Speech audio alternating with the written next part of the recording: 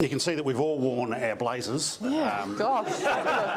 There was a group text that went out this morning. Yeah, I missed the memo of doing the silver fern one, but it's mine, of course, is sitting at home, and no, not quite. Hey, thanks for coming out. I think the really cool thing, and what we'll do is we're just going to have a bit of a informal chat and keep it pretty casual, obviously, with the room, which is great. So don't be afraid as we go through this to sing out if you've got any queries or anything along those lines. I'm sure the guys will be more than happy to answer those as well as we kind of go. I think the really cool thing, Keith, as you just mentioned there, and I suppose all of us in the room are great supporters of the work that Academy Southland does, but when you come into the room and then you put a couple of people like this up front, it kind of encapsulates in kind of two people what it's all about, right? So if you have a look at Jace, like in terms of the work that obviously has gone on over a great many years, that's the other thing that struck me is I kind of gave this a lot of thought, as in I was thinking about this 6 minutes ago, when I kind of went, it's not an overnight success story in any means. The Academy isn't, and obviously Tori's story isn't as well too, which we'll dig into today. But when you put these two people up the front of the room, the work that's gone on over a long period of time, and then, to be honest, the fruits of that hard work, as in what comes out the other end of a program like this as well too, in terms of Tori, competing on the international scene from right here down here in the deep south, is something pretty special, right? And I think the hard thing for us, again, as I reflected 5 minutes ago on this, is that we tend to almost gloss over some of the success. It's a real cliche to go Southlanders and New Zealanders don't do a good job about this sort of thing, right? But when you stop and think about what this young lady's achieved in a very short space of time, and even Jace from going to an Olympics and going to a Commonwealth Games as well too, as part of the New Zealand Olympic Committee's support team as well, it's something pretty special, right? We kind of see it, and hear about it and go, oh yeah, they're doing good work, but we never give ourselves the distance to actually be able to go, how freaking cool is this, So hopefully that's a bit of the chance that we've got to do this morning as well, is kind of recognise that and dig into those sort of stories a bit more. Right, that's all of the thought I've given to this, so I've got nothing else. You've been down for the week, or since late last week. Tell us how the trip south's been. Yeah, it's been good. It's been busy. It's been a different side to sort of like being an athlete that I haven't really experienced before. Yeah. Usually a lot of the time and energy goes into obviously training and that sort of thing, but it's been really awesome to come back and be able to give back and share stories, share my journey, and share some javelin tips with some young, up and coming javelin throwers from the Gore community. I went back to Longford Intermediate and St Peter's College where I went to school, and had a couple of javelin lessons there with some groups of kids, which was really cool. And I think I really inspired them. I think there's actually going to be some javelin purchases, maybe some, javelins on the wish list from Santa. I'm not too sure if that'll be. Now, if you put one of those things under the tree, it's it'd be quite obvious, won't it? It's very hard to sort of disguise that present, isn't it? Yeah. And probably also a little bit dangerous. Some parents are probably thinking it's probably not the greatest gift to be asking our kids to get. But yeah, it's been really cool to come back, and often I don't get to come back for long periods of time, and so it is nice to come back for a little bit longer and be able to spend a bit of time with my family as well. So it's been awesome, yeah. So what did you do over the weekend? Just really relaxed, yeah. It was actually really nice, yeah. So had a few golf lessons with Dad yesterday on the lawn, and yeah. So I heard this last week actually. So there is a bit of Peter's rivalry on the golf course, right? Oh, strong. Yeah. Well, and anything. If you're gonna pick up a tennis racket, even, but you've got to be able to be prepared, mentally prepared for Dad to be in your ear, because when it comes to us being physically more capable than Dad, he knows that he can mentally tap us out. Yeah. So it's so his trash talking game's quite. It's strong. Right. Yes, it's strong. Okay. Yeah, but yeah, and it makes for great banter around the dinner table for sure. But you're quite handy off the tee. Let's be honest. Yeah, you can give it quite a good nudge with the driver. Yeah, not bad. I think Dad was actually quite shocked at that, and he went quite very quickly. Yeah. But, tell me about the visit to your old javelin coach. Oh, Muzz, yeah. Murray Speed from Gore, who would have actually, I think, been with us today, but has been a bit unwell over the last sort of week or so too. But that was pretty special. Yeah, pretty awesome. So Murray was my first coach, and he sort of taught me the basics of javelin throwing, and he's such an awesome guy, and he was always just so giving of his time. And so, like I said, we'd have a few javelin lessons when I was still at high school, and the odd time would come down to Surrey Park.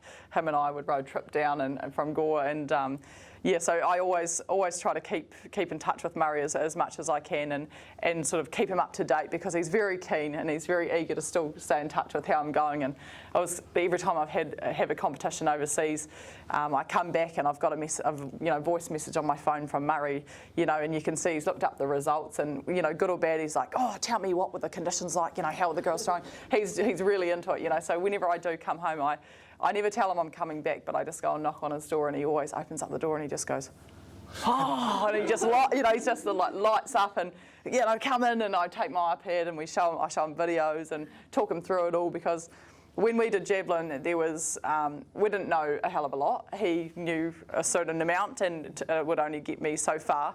But also the way sports evolved, technology, the providers that I have, and that sort of thing, how everybody in my team contributes, he thinks is amazing, and it's really fascinating. And so he's asking all these questions, and every time I see him, he sort of grabs my arms. He's like, "Oh yeah, you've bulked up, or he gives me a hug. He's like, "Oh, you feel like you've lost weight." I said, "Yeah, I've had 3 months off, Murray. Haven't been in the gym." He said, "Yeah, I thought so." So he's, but he still knows me quite well, and can sort of tell those things. So it's quite a hard case, but it's awesome.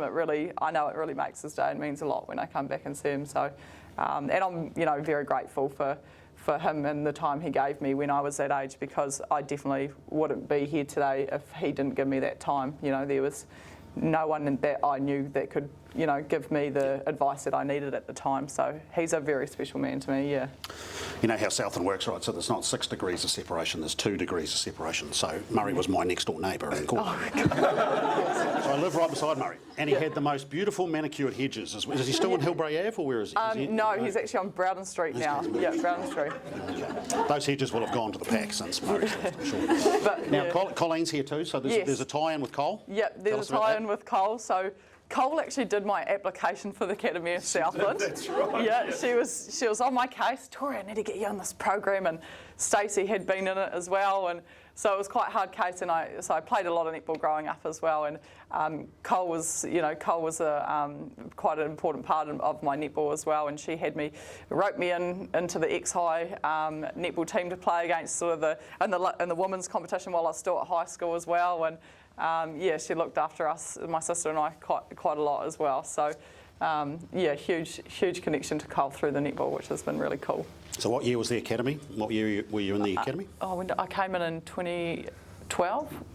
11. 11, yeah, 11 and 12 I was in there. So what do you remember? Yeah, Colleen's got a... Yeah, I've still got that photo of you and Stacey on the stairwell down here. Yep. When you came to Academy. Yeah. And I was trying to picture where I'd put it, but I've still got it. Yeah. I had it on my wall in the office for a long time.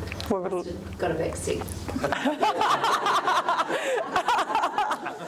It's okay. Tori, you need to pick up your game. I know. Back on the wall. I know. I've been relegated.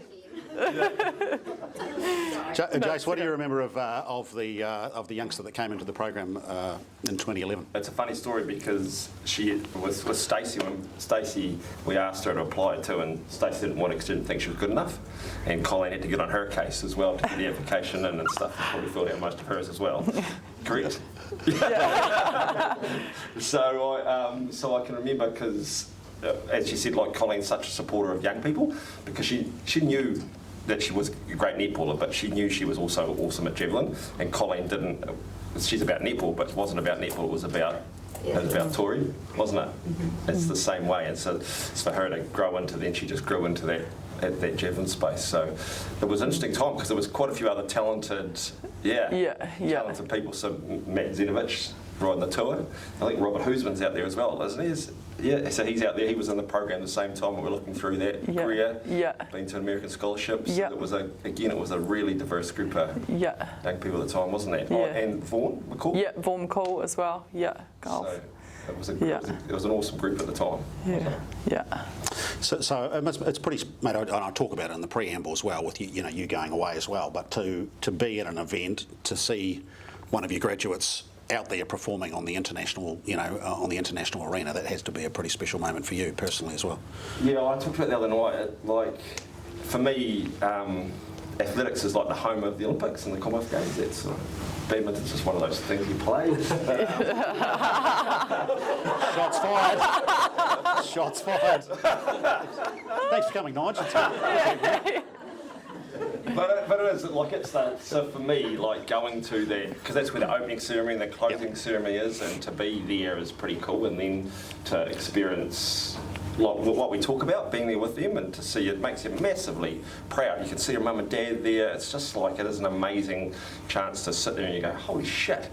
Well, this is amazing. Here's someone that we talked about in 2011. That's a long time ago, and we're sitting there going, it's a really amazing experience just to sit. You just look around. 30,000 people. Yeah, 30,000. Yeah, and crazy POM fans. It's like they cheer for you like you've grown up with them. And they have no idea who you are. Yeah.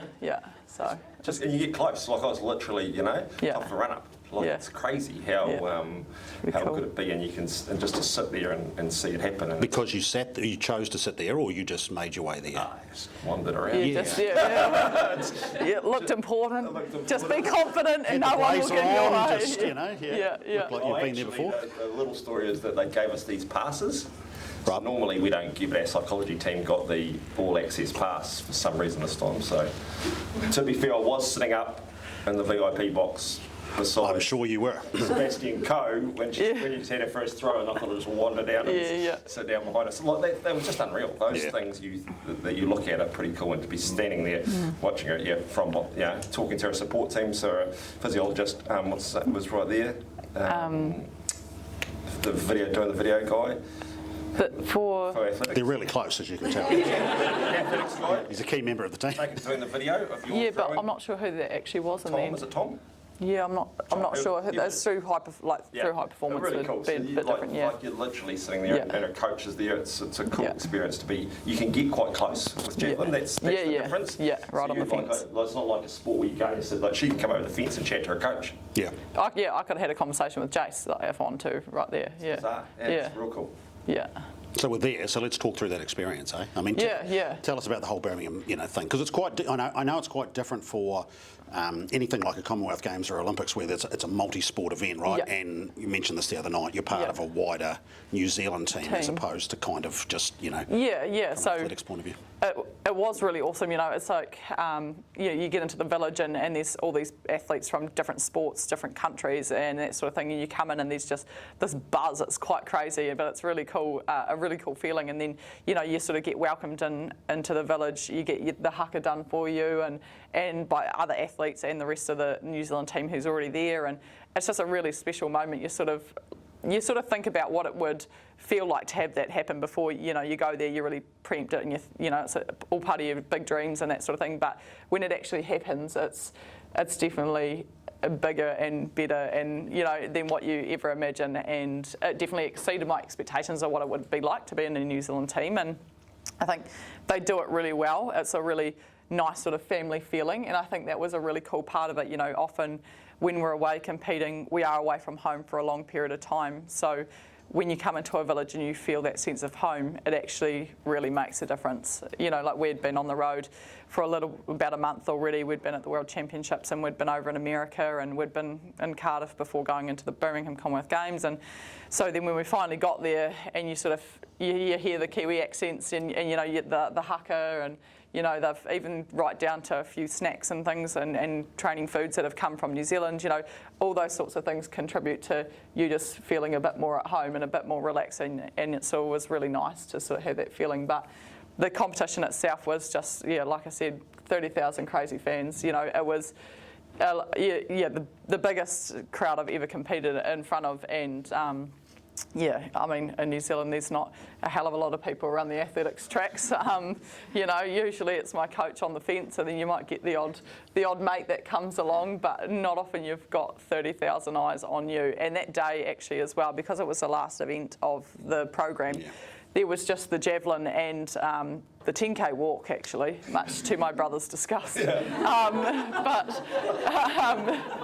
a horrendous TV sport, isn't it? Oh, I'll tell you what, and the poor guy, the poor Kiwi guy who did it, he actually got disqualified, and my brother gave him shit, and I said, oh, I don't know about that, but yeah, so. About what race like that, can they? Yeah, I know. Yeah, but anyway, so but because that was on, obviously they're going around and that sort of thing, but javelin looks a little bit more exciting, doesn't it? It spears through the air. And so, yeah, you've got these 30,000 people watching you. And so, of which, some of them are my family up in the corner and that sort of thing, which took me a while to actually find them. I was saying earlier, it was actually my dad's whistle that I heard. I was like, oh, how am I going to find them? Not that that's what you're thinking about, but we did this whole sort of lap to get round to the javelin runway. So it was almost like a victory lap before the competition had started. So I thought, perfect, this is my chance to trying to figure out where they are, So I was sort of looking around, and then I thought, oh, I got to the javelin runway, and I thought, oh, haven't found them. Oh, well. And then I heard this whistle when I was on the runway, and I was, that sounds like Dad's whistle. And I looked up and I was, oh, there they are. They were just right over the back shoulders, and they were really close, which was really cool as well, to know that they were right there behind me, like they always have been in my career so far. So it was a really, really cool experience. Because they announce them, so they come and they walk past the main grandstand, all the way down there up on the 3 TV screens. Yeah, like I said, it literally is like this victory lap, just all the way around to the javelin runway. People clap with them. This is before they've been thrown. So it really just builds up that I suppose adrenaline and excitement to compete. Yeah. So given how foreign that environment was from a throwing point of view for you, I mean, how did you go? As you reflect on that experience now, I suppose one, what have you learned out of that? But also, how do you think you went in terms of keeping a lid on, getting that balance right and really fizzing yourself up for it? Yeah. So I guess definitely reflecting back on it, I wasn't nervous, and I didn't have those usual nerves that I would going into a competition. I think it was more. Why do you think that was? I think I was just. It was just all the sort of like noise, like obviously how loud it was, but also there's just so much going on. I think I was quite immersed in what was going on and really trying to soak in the atmosphere and really enjoy that being there. That I guess I sort of forgot a little bit about. Oh, yeah, you're here to throw a javelin, and it's like, obviously not completely, but, like... You did remember at the top of the runway, Yeah, I right? did, at the top of the runway when I was holding it, but I guess it's just being able to and have that skill of identifying and acknowledging, yep, you're here, soak it all in, but also I've got the job to do, and being able to just switch in and out when you need to, because I think sometimes it's really easy to go into a competition, and I'll use World Champs as an example. I went into that competition so focused on the job at hand that I actually forgot to enjoy it, and I looked back and I thought, shit, I can't even, sort of remember anything really, really good about that, or sort of because I was just trying to be so professional, so focused, so I wanted to try and find a bit of a balance at the Commonwealth Games and find a balance of that, and I think I definitely found a bit of balance, but I think there's a lot of space for improvement for me in being able to switch on, switch off, and be in between those two things as well. So that's been a huge learning for me going forward. I think my mental and emotional preparation for my next competition is going to be a huge work on, and I think to date I've always put a lot of time and energy and focus into the physical preparation. I think that's hugely who I am. I love the gym. I love my throwing sessions, and obviously with javelin it's very technical, so you need to put a lot of time and energy into those things. But the extras, like we learned through the academy, the nutrition, the recovery, the mental skills, those sorts of things, you do need to give them a lot more credit then, and it's not till you get to that big level where you do become exposed in one of those areas that it really sinks in that, actually that needs to be a lot more into my program in the next preparation. So just sort of, learning those sorts of things has been really, really beneficial, I think, for what's going to be the next couple of years of implementing that into like Paris 2024 is the goal. So, yeah. So you're talking this guy's language there, right? Because that's the bag that you're in, you know. So tell us a little bit, mate, about those, and I don't know if there's practical examples you can give us in terms of, because it's the bizarre thing, right? There's 4 years' work that goes into 3 throws of the javelin to try and qualify, or what, you know, like it's that moment, right? So tell us what sort of techniques, or how do you work with that? Because you got to work with a whole diverse range as well, too, right? Yeah. So again, lucky enough in my role, because it was across, not primarily actually with Tori, wasn't supposed to be. So it was with the non-card, non-supported athletes. So a lot of those athletes, like Tori, haven't been well supported, like if it was a beach volleyball or a judo or whatever. So they have their own stories. The cool thing about the judo team was, so in that judo team there was that Jason Costa, he was the coach, but he's also an athlete. And there's also his wife Moira was in the team as well. And 5 out of the 7 from his club were in the team. Amazing man, amazing story. But they had to fight to get there. The same thing happened when they got there. So he was injured, couldn't quite compete, but they ended up with a couple of medals. But again, that same stuff, it was that emotional space about being away from home, about handling competition for the first time. The judo mats, there was 2 mats going on, there was music, there was 2 mats fighting at once. It was all new for them, and they got a bit freaked out by that piece as well. And just that security of being, you know, I just texted one of the guys and said, after his first, I said, just give him a big hug. You could see he's shitting himself. Yeah, out there, give him a big hug. And so he was, so those sort of things was cool. But you see those ups and downs. I'll talk about the beach volleyball girls. So you might have seen a couple of photos of them. So they won their first 2 games, and they off 3 games, and then went into the semi-final for the playoff to get into the gold medal, and they had 4 match points and they lost. And so then they went into the bronze medal playoff and they had 3 match points and they lost again. So they went from this massive high of achievement to having to walk away with a 4th place, and they were just destroyed. Cool thing is, then they went to Thailand on the way back and won their first ever tournament like three weeks later, and they come back as winners. So that's those highs and lows. So it's managing that stuff, I think, and understanding that it's not to that level. We teach them these stuff back in the program, but it's interesting. So Tori's story is interesting because she's always been, I've got this, you know, I can handle this, and and I do it physically, and she's strong and she's powerful. But in those big moments, that stuff, it's where this other stuff shows up. So she's identified that now. It's like, actually, you know, those are the pieces that I need to do some work on. And until the athlete does that, you actually can't do much. I was talking about riding before, right? Your mum and dad can say whatever you like, but until an expert says, yeah, she listens to Amy and says, oh, you need to eat before you go to the gym. Oh, yeah, that's great. She said, and mum says, I've already told you that. So that's the piece that we find. So it's really exciting when they actually turn up and go, like I've known Tori for a long time now. Yeah. But it's the first time she sort of said, oh, yeah, I might need some help in that area. Shit, that's been, Yeah, and I guess like for me, like I said, like I've always been really confident in my physical and technical side of things. So, you know, every time Jason would ask, how's everything going? And my mind goes to that. And then so that's why I give them the, awesome, like I'm on, like, you know, that sort of thing. And then come to a performance and not quite actually meeting my expectation of where I sort of think I am.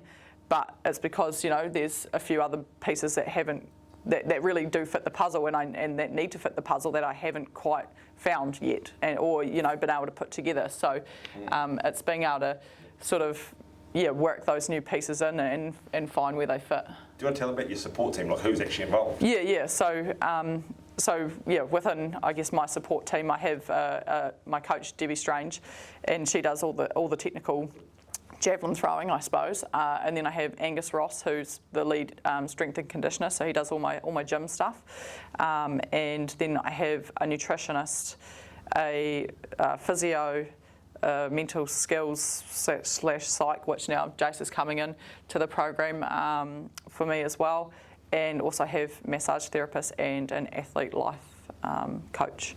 So all these people contribute. Yeah. So it's a big team, right? So I throw the javelin essentially on my own out there, but it takes a team. And following big campaigns like this, we have pretty open and honest debriefs. This one particularly walked away from it feeling like I got a bit roasted, but like that's all part of it. You know, I think you've got to be open to being able to take that criticism if you want to be better. You know, you could just sit there and, think it was all sunshine rainbows, fluff it up and say, yeah, I did pretty good, like I got this. But at the end of the day, I knew that I was really like I competed at the World Champs and the Commonwealth Games, and that was fantastic, but I didn't perform to where I know I'm capable of, and I knew that if I had, I would have been, in the finals or on the podium at Commonwealth Games. So for me to be able to know that, it means that I need to have a serious look at what we're doing, where the pieces are missing, so that next time when I'm out there, that I am on that podium, because I know I'm totally capable of being there with those girls. So it's how do we do that now? So that's where we're looking. Use my support network, and we all piece together these puzzles. And at the moment, my training blocks, at the end of every 3 weeks, we all sit down as a team and we sort of talk about all the different pieces where everyone's contributing, what we're working on, and we sort of try to put them all together, and maybe we need a little bit more of this now for this next block and a little bit less of this, or so it's constantly evolving, and it's something that's never the same every 3 weeks. So So as you look to Paris, and you're open about that, right? Yep, In 2024, what does that look like in terms of what's the next benchmark, or how do you break that down in terms of having that as an ultimate goal a couple of years down the track? Yeah, cool. So we identify it's about 92 weeks till Paris 2024. So so at a debrief, we hit our number. We were like, right, that's how many we got, and then we sort of work backwards from there. So we always sort of work backwards, and the way it works in athletics with the domestic season and international season, there's usually some big pinnacle events that we try to target. So we've got Paris 2024, but actually next year we have the World Championships in Budapest, so they'll be in August. So for me, we work back to that, and that's going to be another chance for me to actually implement learnings from Commonwealth Games and from the World Champs this year. That again will be a stepping stone toward Paris, and another chance to sort of see where I'm at, see whether what we've worked on, whether it is working, and whether we've been going in the right direction, and sort of what that looks like, I guess. And again, get more experience on the international stage. So that's a big part of it for me. It's quite a lonely sport here in New Zealand for me in javelin throwing. I'm about 30 metres or 20 to 30 metres ahead of the next girl behind me here. So I definitely have to look to be overseas with those other girls. And I know that when I go over there, I learn so much more just from watching them and competing against them. And it's like that, when we think about when we want to be better, we've got to surround ourselves with people who are better than us, and so that we lift ourselves up to that next level, and that's what I need to be doing. I think it's really easy for me to be here on my own and getting complacent, because I've got no one to compare against. I am at the top, and so you don't have anyone tapping at your heels, you don't have anyone to chase, essentially. So the more I can be in the mix with those girls over there and be around them, the more I'm going to be trying to improve myself, or see, I might even pick up on little habits that they're doing that, I can see, I actually probably need to be doing that too, and so all those little bits and pieces. So for me, I want to get over to Europe next year and get some more competition under my belt, and this year I had plans to do that, and with the support from SBS, I was going to be able to, and I actually had all my javelins snapped on a flight. So then I had to come home because I had nothing to throw. So that was unfortunately a bit of a dampener on that. So we saw this. How many were there? Eight javelins? Okay, so 8 javelins snapped in half. Do we actually know how this happened? Did you dig into this, or was it? Yeah, they're in a big plastic tube like this, and then I even have my competition ones inside the tube. So just in case, And I'd come off this flight, went and grabbed them, and the bottom of this case, which is of the plastic tube, it's actually got a canvas, case on it, my name and everything. That had been ripped off, and I thought, oh, great. And I thought, oh, well, the case is just, it's just ripped. And I could see the javelins were hanging out, and I thought, oh, yeah, well, it's good I can see them, And then that they haven't fallen out all over the tarmac either. And then it was actually Kelsey, the girl that I was with, one of the other throwers, she said, oh, T, like your case looks like it's got a dent in the middle. And I was like, no way. And I started pulling one out, and all these pieces fell out. And I was just like, no way. And I pulled one out, and they all sort of came out together, and then this bit like snapped off, and then I was just holding like this part of the javelin. I was like, no way. And all of them just snapped all in this exact same place. So That was pretty frustrating, and just that was a real tough day at the office. So I was real tough day, yeah. So I was meant to carry on. Well, I did carry on for the rest of that week. I was lucky I had Kelsey and her coach, and I was able to use her javelins to train for the week.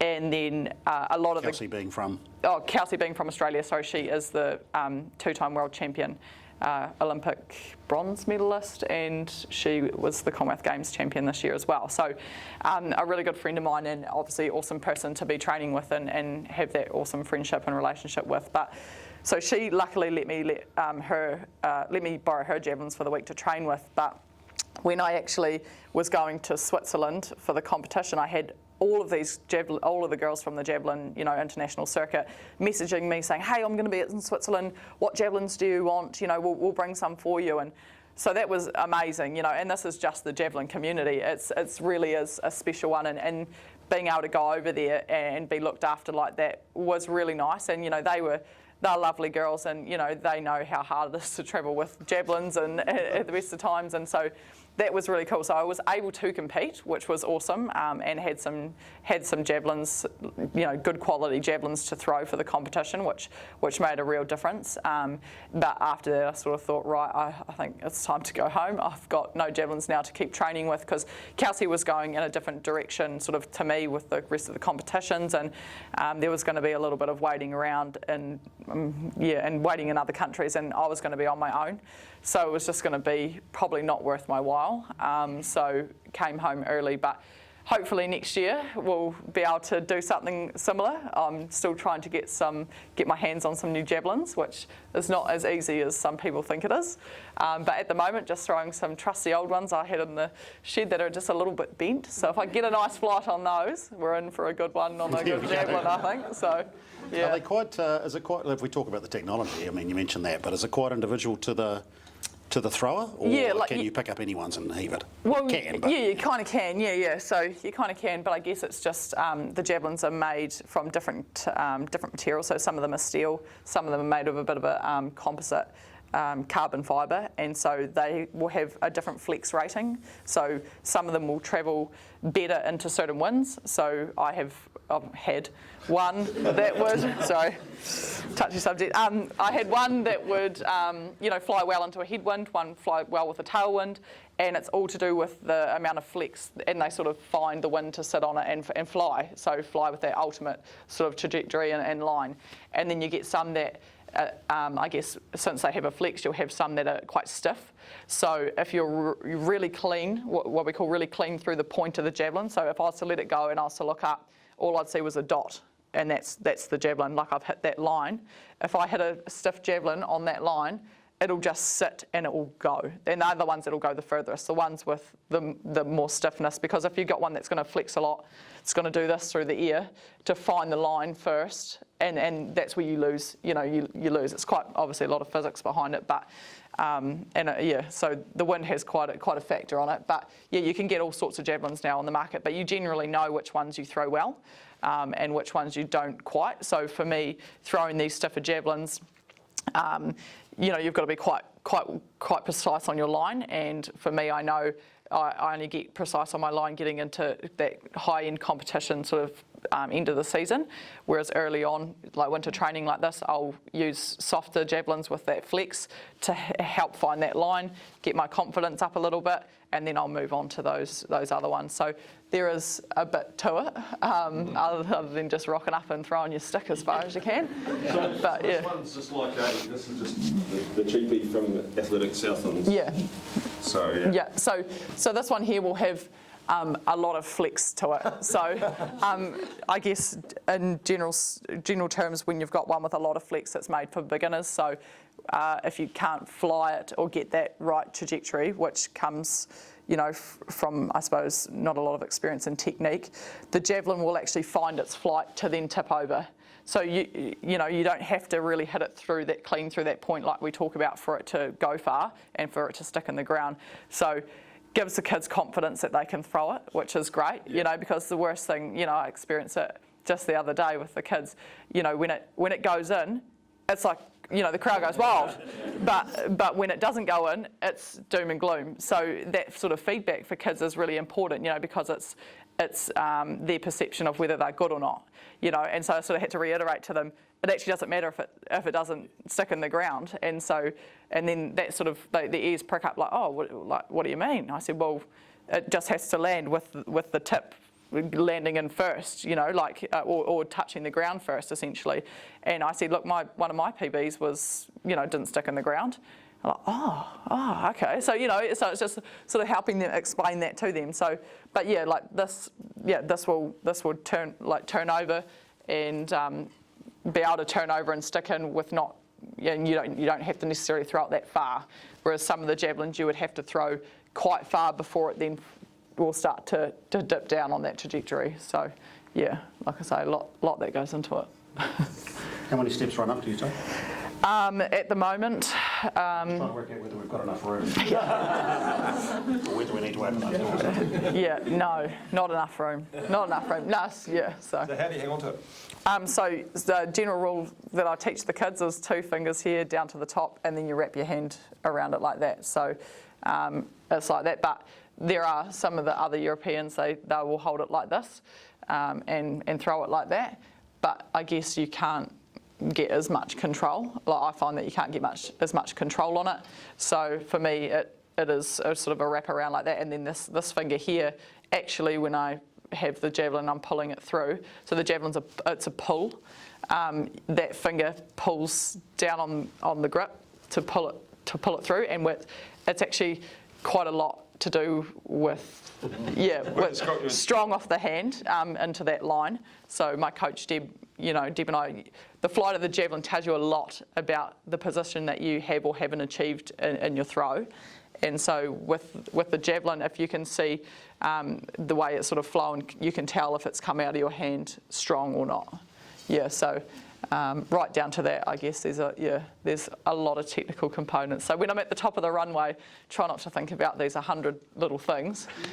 We generally... That's going to be my question, right? Yeah. At the top of the, so what's in your head when you're at the top of the runway? Yeah, about to go. So generally throughout the season, throughout my preparation, my coach and I, we work on all these different aspects of the technique, but we come up with cues, and these cues change every year. They're never the same. They're always evolving, like I am.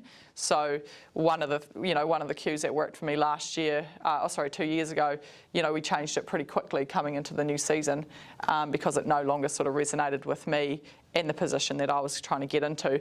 But what we... So when you say cues, so you're just talking about... So it's like, so just like words. So it might be, roll under the jab, right foot ahead. And so we sort of develop this language, I suppose. Anyone else hears it, it's going to mean something different to them, another thrower. And we usually come up with about 3, but we like to... The ones that we take into competition are usually ones that if you get one of these, if we use this cue, it's actually going to fix multiple things, or it's going to put me in a position that's going to achieve multiple things. So we don't like to just have one cue for this, one cue for this, one cue for this. Like usually we're trying to achieve multiple out of one. So it means that when I get to the top of the runway, I just know, okay, chest up, and I know that's going to fix a few things, and then I'm good to go. And it might be, to be honest, sometimes I go into the competition and it's only one cue, whereas sometimes it might be 2. It's never any more than 3. And to be honest, at the top of the runway, that's not actually when I'm thinking about it either. So it's in between the throws, and before the throw you do that thinking, and then you're at the top of the runway. Everyone sort of asked me, oh, what were you thinking in that throw? Like, that was a PB, I said, shit, I couldn't tell you. But that's, you're so in the moment. You want to be. Yeah, exactly. But if you're applying, you're like, oh, I was thinking about getting my right foot forward and like left arm up or down, like all these sort of things. And then I'm like, oh, whoa. It's sort of a realisation for you, like, oh, head wasn't in the right place. So to be able to get out there and be fully just in that moment of feeling is really a cool moment. And I think back to my 2 throws that I've done, the 62s that I've done, and I remember being right in that state from when I picked up the javelin out of the pool of jabs. And I remember very vividly, it was in Sydney when I first threw my 62 metre. I'd had these couple of competitions before leading into this week, and so I was on my 3rd competition in a row, and I went and picked it up, and I was just in this crazy flow state. It was really hard to sort of explain, but as soon as I picked up the javelin, I just knew it was going to go far, and it was a really bizarre feeling. Like my mind was just so clear, and I just picked it up, and even when I gripped it, I was like, yep, this is going to absolutely go. And it was just so bizarre. I don't know why I just had that, utmost belief and confidence in myself right from that picking it up, but it was. And I think it was just like I'd had those other 2 competitions where I'd actually thrown the new PBs at those 2 competitions. I was like PB competition, following weekend PB competition, and I was just climbing in distance. So there were 2 59s, and then this competition went out to 62. But it was just, that confidence had just been building, and that flow state I feel like I'd just been getting closer and closer and closer to it. And I think it was just, I just got to that point, and it was a pretty awesome feeling. And that sense of that I don't have to, that I have got confidence, and so then I'm not thinking about where I want to put my arm and my leg, I'm just throw it. Yeah. That's that place, eh? Yeah, and it was just real confidence in and trust in the preparation that I'd done, that my body just knew what it was going to do. It wasn't that I had to then think about it. It was so automatic that I just had to put the javelin in my hand, and my body just knew, it's just going to operate in the sequence, boom, boom, boom, boom, boom, go. Which was, it's a pretty cool feeling, and yeah. So you've been probably chasing that every time. Yeah, you do. You just want it, yeah. But I've had another PB throw since then, and that was this year at the Nationals in the Hawke's Bay, and so I threw 62.40, and that was a different feeling altogether. And I think it was a different feeling altogether because there was a lot more tied to that. That competition and that sort of performance.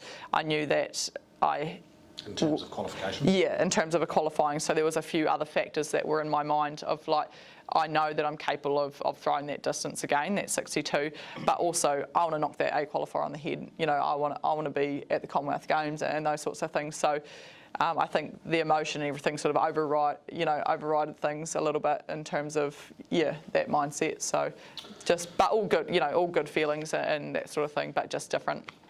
Because there is a bit more of a backstory there when you consider the Olympics, from a qualification point of view. Yeah. And that process too. And I don't want to necessarily get into the politics. I'm happy to get into the politics.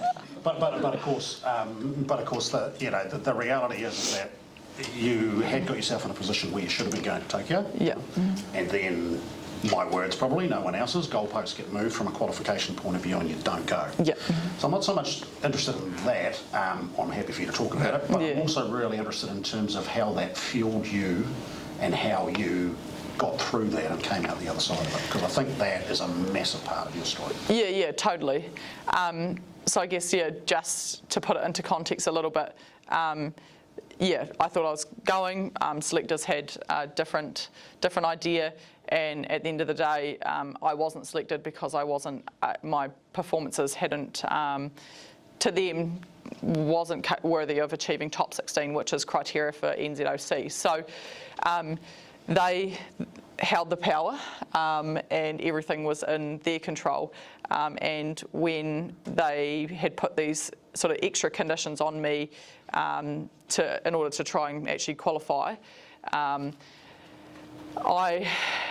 I guess felt like I was then trying to do something for them, and it became a lot less about why I do it and why I do it and the enjoyment. So I guess all the learnings out of that whole experience for me was that you're going to perform your best when you're enjoying it and you're doing it for you.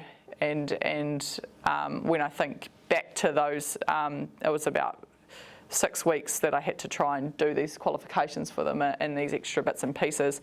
I think back to that, and man, it was an ugly time. It was not fun. It was really stressful. I was so drained mentally, emotionally, physically, and not one piece of that I look back and enjoyed, and I think, well, no wonder I, didn't get the performance they wanted.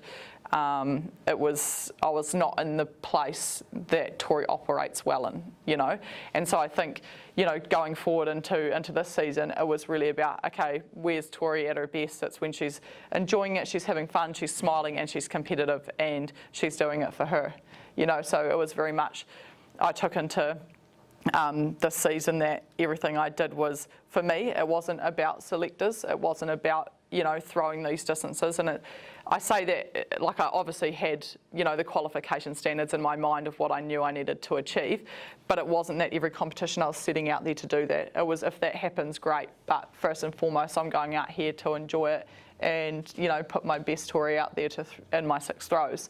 And so that's really been something that we've taken into, I guess, my performances and how I operate. So, and understanding how I operate.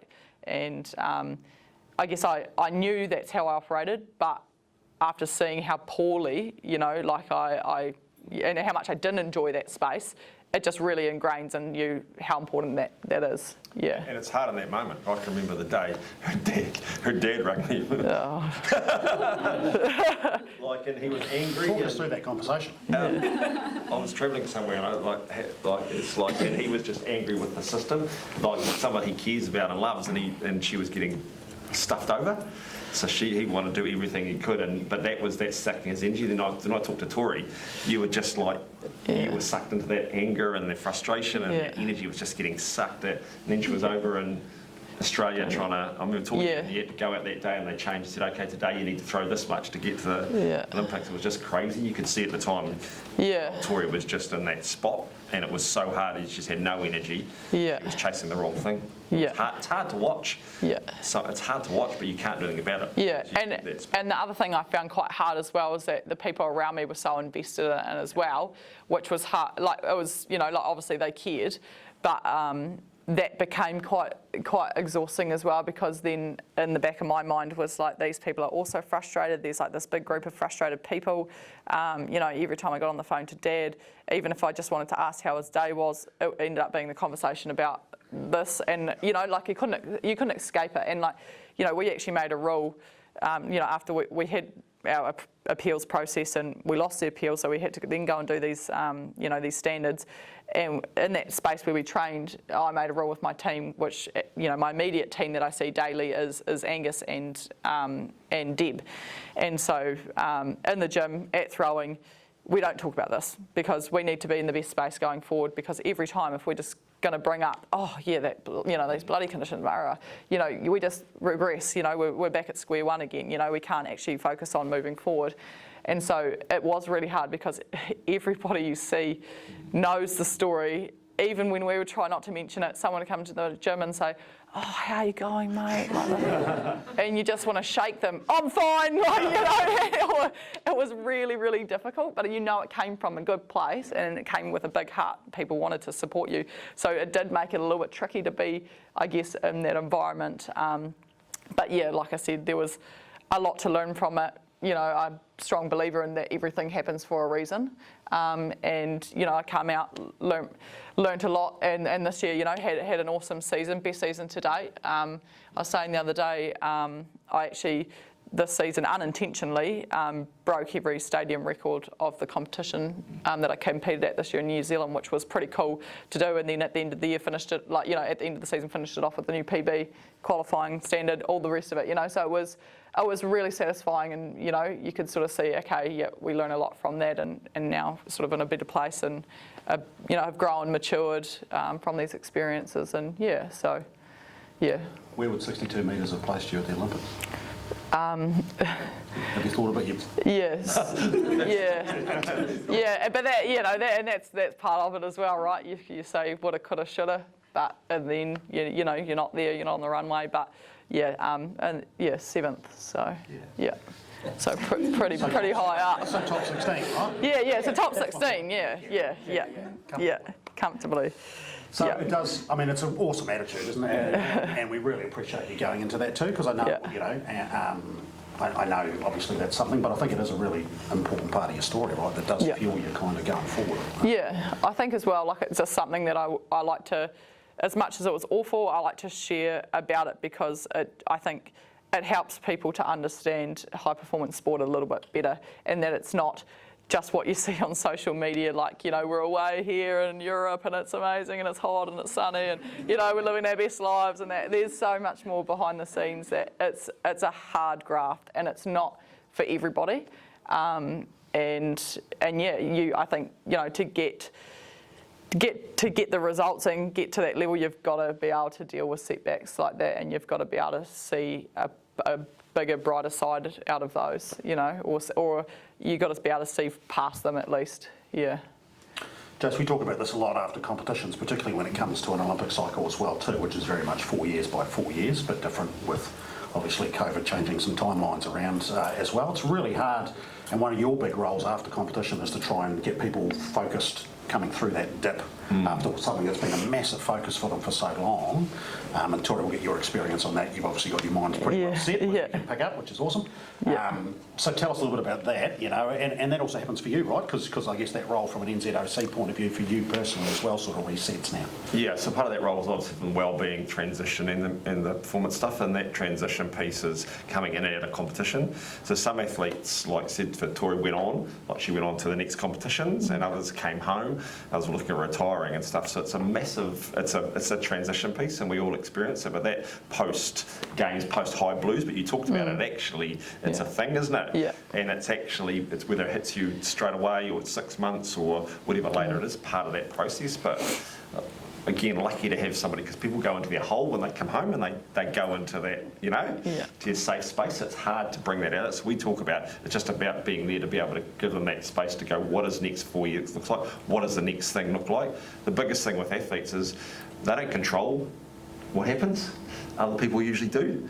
Selection, deselection. So not many athletes get to choose what their next step is. So with a couple of athletes, I always talk about, if you're going to go another 4 years, then absolutely decide, how hard it's going to be, and decide the way you want to commit for that 4 years, because it is really hard. And that's like Tori said, which is fine, but once you're committed, then you can do it. Otherwise, 2 years later, like, oh, this sucks, what am I doing this for? So that's a big piece of the work. And I've had a couple transition out into the real world, and they're just doing something. I heard Libby trick it the other day. You want to feel like you're going to something instead of getting done from something. Quite a different mindset that I'm going to something. So I'm a javelin thrower. What else do I do? But Tori's in that space, or whether she's in that teaching space already, she's there. But it's bloody hard. It's like, you want to be retiring to something, not from something. And it's hard, isn't it? And that's that biggest thing, is we can give them something to go to rather than coming from, and that's the biggest pieces. So if we get that piece out as well. So 3/4 of Yes. an hour. Probably. And I've spilled coffee all over my pants. Just noticed you've been looking at that for about half an hour. I want to finish though, with some of that real world stuff that you are doing, because you're doing some pretty cool stuff up in Cambridge as well too, right? From the athletics. So I actually work at St Peter's in Cambridge, and so not St Peter's in Gore. Slightly differently. So I do remind the kids that the St Peter's I went to was not quite as extravagant as the one they were at, and they should be very lucky and feel very privileged that they're there. So I run a performance excellence program at the school. It's just a part-time job, 20 hours a week, but I give my time and energy to coordinating a program that's actually really similar to the academy. I saw obviously, pretty much, But I saw a huge benefit and through my experience of the academy, and at St Peter's up in Cambridge, they offer so many different sports, and it's fantastic. But the ones that get the real love and attention are obviously the team sports. Your senior A netball, basketball, first 15. But we've got these gun athletes and these really minority sports. And again, I thought back to myself, athletics didn't get any love, in terms of from the school, in terms of a program or anything like that. And I thought, this is an awesome opportunity to offer these kids some of these aspects. So I coordinate a program that these kids will get, 2 gym sessions a week during a lunch hour, where we look to build specifically to their sport, and just really, I guess, help them move, because they're young, so move efficiently and move correctly for, I suppose, the development of them in their sport. But then also I coordinate for people to come in and speak to them, motivate them, help create more well-rounded athletes pretty much, and give them a little bit of that taste of what it's going to look like if they go into a high-performance environment. Like, you're going to need to know these sorts of things. Being an athlete's not all about the physical, or just like doing your sport. It is about time management, setting goals, knowing what that looks like, how to do it. And so the kids get couple of workshops every term as well, which I either get people in to run, I'll run them, I'll have some athletes come in who I think do something exceptionally well, and it's quite handy being across from the Advantage Room. I sort of just go to training, I'm like, hey, want to come over today and chat to these guys? But it's really awesome, and the kids love it, they love having people come in and inspire them, and especially from when it is from a different sport, a minority sport as such, or an Olympic sport. So that's really cool, and the kids, like I said, the kids love it, they get a lot out of it, and I get a lot out of it. I really like that I can give back to what essentially was me, back in the day, and I think also it just helps keep me a bit more grounded, gives me purpose outside of athletics. Like Jay said, if things aren't going well with your sport, you've got goals and you're still driven to and motivated to get out of bed every day for something else that you really enjoy, which I think is really important and just really helps create that balance. I think, if I'd gone through all that stuff with Tokyo and not had something else outside of athletics, I think it would have been quite a different story. Yeah. Great. So, to finish, because we're going to jump out and see the start of a bike race with the tour starting out here in 10 minutes' time or so. You're 28? Yep. So you'll be 30 in Paris. Not too presumptuous about that, but 30, and then in 4 years later, 34. Yep. From a javelin point of view, I know there's no one answer, but that's your prime, right? I would imagine. Absolutely. So javelin throwers don't peak till those later years because of the technical components of javelin throwing just takes so long, But a great example, one of the American female throwers at World Champs this year, she's 36 and threw a lifetime best. And she just progressed up and up and up for the rest of the season. She threw 68 metres in the last comp of the year. And she actually, she's 36 years old, so for us that gives great hope that, we can still achieve those optimal performances at that age. And there's been plenty of others as well. And the world record holder for the females, Barbara, she just retired this year at 40.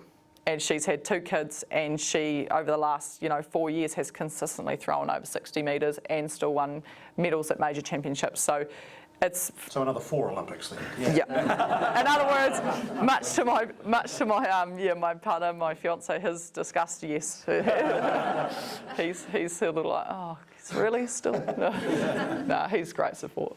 But definitely want to keep. Put that on camera. But definitely want to keep doing it for as long as I can and really see how far I can throw a javelin. Yeah. You got a number in mind? Oh, I'd love to hit that 70. 70? I think. Yeah. So I remember vividly. It was like 50, and my email, for those who know it, it's T Peeters 50. Made that very long back in the day, but you can't change it. So that's T Peeters 50, and then Instagram's T Peeters 60. The next one's going to be 70. So we're just tracking up, and it was only I could change the Instagram one, but I can't change the email. So hence, otherwise they'd always 70. That's where I want to be. I can't tell you how good a job you've done today. Thank you. Mate, this is awesome, isn't it? Have both Tori and Jason a round of applause for their... Thank you. I'm going to just quickly stand up, and hopefully you'll join us outside for the start of the tour. But Nick, thank you very much for your expertise at facilitating that. It's superb. Jason, I can only imagine sort of how proud you must feel sort of hearing Tori talk about that and seeing what you and your team have achieved, and we've all witnessed that today. And also to have you doing what you do at the Olympics and Commonwealth Games now is amazing for us. Tori, what a story. Just I could listen to that for hours more, and just the equipment, the physical side of it, but especially the mental side of it. You learned, I guess, out of that Olympic debacle. Yep, good word for it. I only hope that the Olympic NZOC and whoever was responsible for that, I hope they reflected on that and learned from it as well, like you have. But an absolutely inspiring story. Well done. Awesome. Thank you everyone for attending, and hopefully you'll join us outside shortly. Cool.